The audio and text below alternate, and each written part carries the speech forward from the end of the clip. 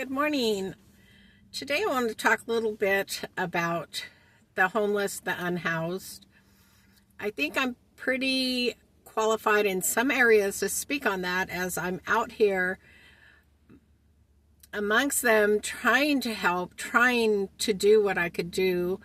My prayer nightly, and I must say tearfully, I pray, Lord, use me and help me to help.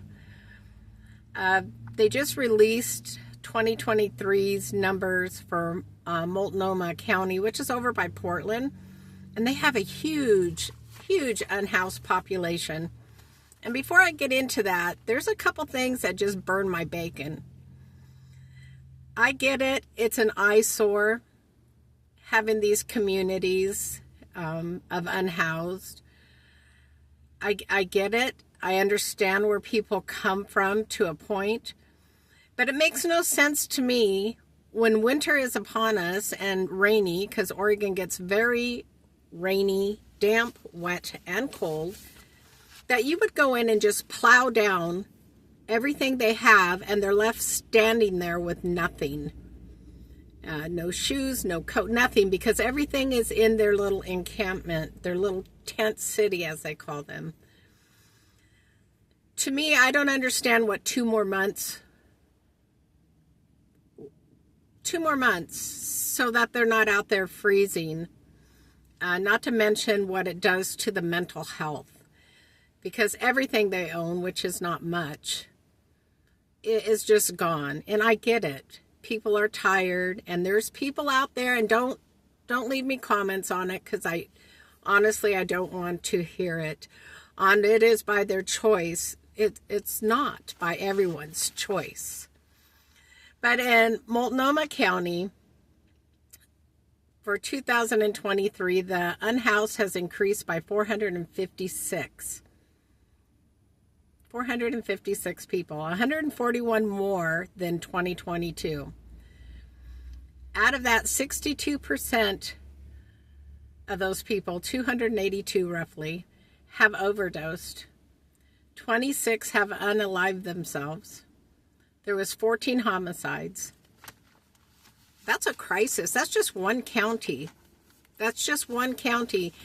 And I think about all the numbers that were not counted in this. Because when they do a census, they are hoping that someone, either they'll see the person and count them, and we don't know if they're double count or not counted at all, or that they will say, yes, I'm unhoused. So we will never have an accurate number.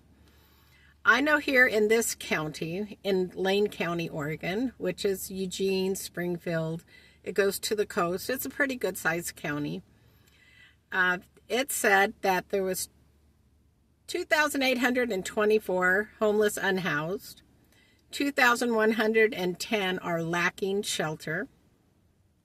640 of those are staying in emergency shelters, which we do not have enough of. 74 are staying in transitional housing, which that's an amazing program, but again, there's just not enough. Out of those, 411 have children that are unhoused, living in their vehicles, in emergency shelter, or on the street. 197 are veterans, the men and women that laid down their lives for us, for our freedoms. That has increased 72% since 2018. 552 are ages between 55 and 64 years of age. Golden years, right? 250 are 65 years and older. 1,114 of those that they had spoken to reported they suffer from some form of mental health. I pray continuously and ask the Lord to intervene and do something.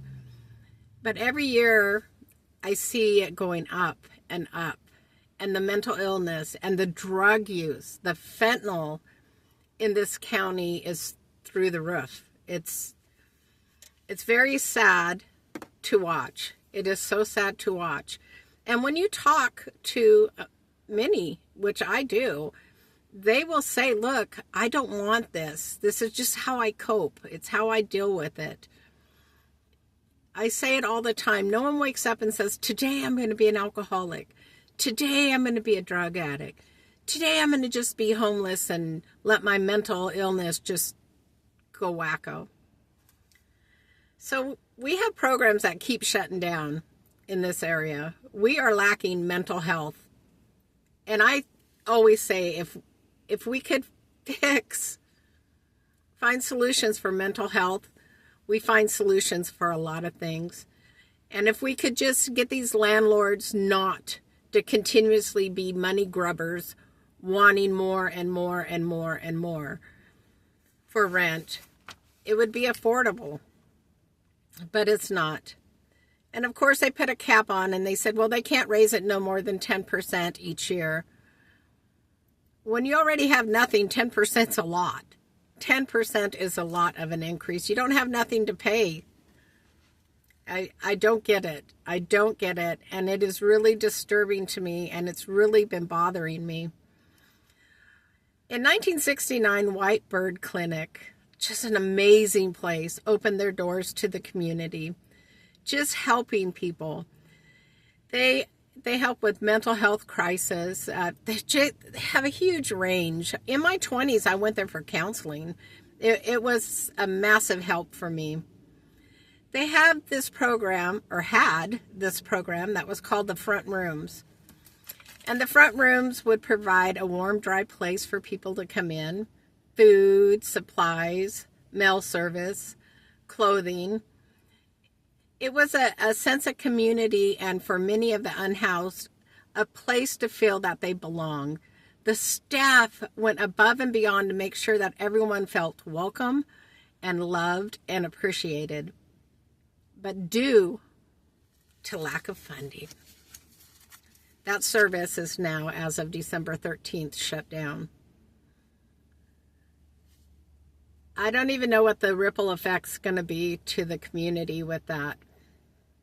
They offered amazing services that helped keep people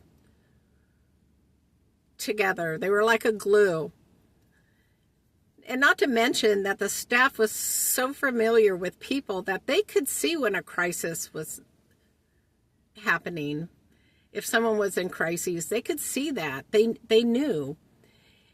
And now even those people are without a job. I don't know what the solution is. I could voice my frustration, how disappointed I am in humans, that the life of someone is worth nothing, that they just discount them. I see it every day. I see people looking down at someone who is really going through a tough time, snubbing their nose as if that person's life doesn't matter. It matters. See, they're all children of God. All of us are. Each and every one of us. And the Lord says we're supposed to do to the less fortunate. We're supposed to take care of them. We're supposed to lift them up. If you have hope, you have nothing. And if everything is being taken away and you're continuously told you are worthless, you are not worthy, you don't deserve this, you did this to yourself, you're nothing but a drunk, you're nothing but a drug addict. What the heck? What is going on? Where is the love of Christ in any of this? Now, I was doing a documentary, and one day I will release it. The Lord hasn't told me to yet. But on it was, churches. And I heard from many, we do a clothing room. We do a food room. We try to offer it to people within our church, but we do offer it. And there's some places that are amazing. Oh my gosh. And so I'm not saying every place is like that. But I was really just shocked when people would say that to me. Look, if they really didn't want to be out there on the streets, they wouldn't be out there. Well, when your rent is $1,200, and that's just rent, not utilities, not food, nothing else, and you're only getting $1,000, I don't know, could you explain to me how someone's going to be able to live? That's not even existing. You're not even existing with that. Like I said, I don't know the answer. But man, I dreamt about this last night. I'm sitting here in a parking lot because I was going to go in and get my medication. You know, I saw someone approach somebody. I don't know if they were asking for food, money, what, I don't know. It's not my business. But I could tell by the demeanor of the person that was being asked that they were disgusted with that person. And okay, it could just be my perception, but body language is a lot. It says a lot, you know, and if I had, I would have helped. They didn't approach me, but I would have definitely, if I had it, I would have approached them and helped. But, you know, I know that there has to be an answer and there has to be a solution, especially to the mental health. I mean, look what's going on in this world, all the anger. There is so much anger. And that's a secondary emotion. There's something happening underneath that. People are snapping. I don't, and I'm so grateful that I don't have a TV where I used to just be stuck on the news all the time years ago, and I'm grateful that I'm not. But everything that comes up, even on my YouTube feeds, it's scary to think that humans could treat other humans like that instead of just loving them. And look, if you don't want to help, don't be rude about it. You know, you could kindly say, I'm sorry, I'm unable to help. You know, God bless you. Or if you Google some resources for them, you'd be surprised, you know, how many people aren't aware of what few things are out there because they're just wandering the streets. They're just wandering the streets. Now, this little town doesn't allow, like, panhandling. Eugene does. Every street corner, and a lot of those people have homes and nice cars. It's just an enterprise for some people. They've done, you know, studies, and the news people have gone out there and, you know, documented, and it's, those people give such a bad rap to people who truly are in need. But, you know, like I said, no judgment. Everyone has to answer for their own stuff. I'm just really unnerved. It just burns my bacon that someone's mom, sister, aunt, that someone, for whatever reason, we don't know, right? We only see what's going on right now today, but we don't know what happened 10 years ago, 5 years ago. Domestic violence is also through the roof, especially in this county. It is huge. It is huge, and there is just not enough shelters. There's not enough help.